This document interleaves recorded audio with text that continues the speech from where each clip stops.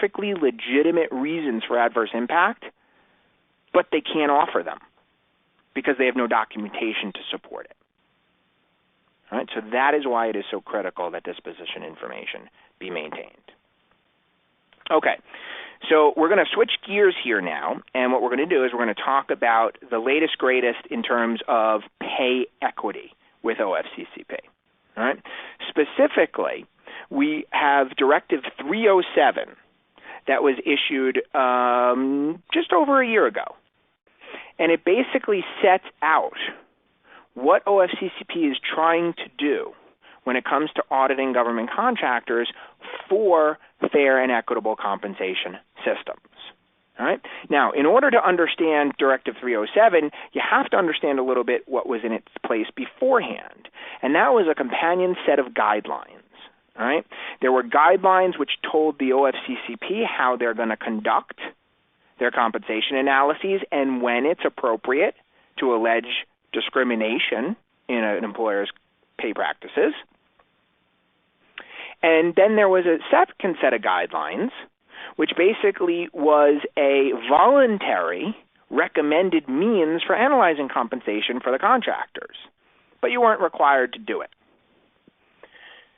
The issue with these guidelines was that in many people's minds, they were too narrow in scope. And so when the leadership at OFCCP that is currently in place came in, they looked at these guidelines and said, you know what, these guidelines are hamstringing our ability to investigate pay equity issues because they're too narrow in scope. And by the way, the contractors really don't like the voluntary guidelines on how to conduct an analysis because they're too complicated. So we're going to do away with them. And they did. But they didn't issue anything in their place. What they did was they issued an internal directive to their compliance officers basically saying, this is how you're going to look at compensation from this point forward. All right?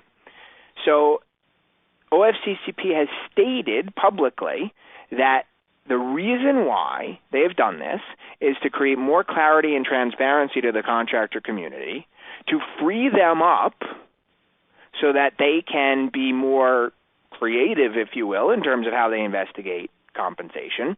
And the bottom line is what they're now doing is a case-by-case analysis, which means they're not following the same formula each and every time. So there are 8 parameters around the framework for what OFCCP is doing in the compensation realm these days. The first thing they're doing is they're conducting a preliminary analysis of data that you submit to them with your plan in an audit.